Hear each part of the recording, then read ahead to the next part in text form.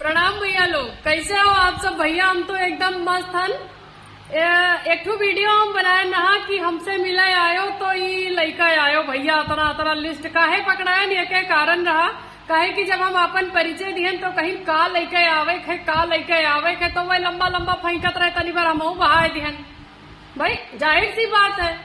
तो भैया जब बहाए दिहन तब एक जने आए, कहा था इतना लड्डू खाए शौक हुए तो बेटवा पैदा कर डारो। ये हमरे आस पास का हमरे शुभचिंतक है हुई है जका ये पता है कि हमरे बेटवा नाई है। तो तोरे इन्फॉर्मेशन के लिए बताए दी भैया कि हमरे 3 बिटिये ना ही वह बेटवा से बड़ा है हमरे लिए, जानो वही तन से पैदा किया ने जौने से काल मातारी तुका लाए हुई है यह दुनिया में।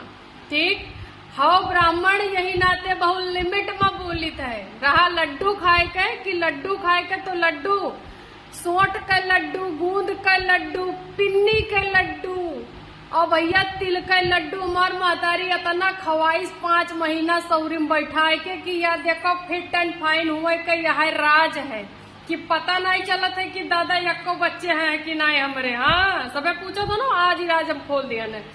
तो भैया और रहा बेटवा पैदा करेगा तो जोने दिन बेटवा पैदा करबे डीजे बजवेबे वही दिन आयो दबाई लड्डू खवेबे। हाँ नाचो जरूर। हाँ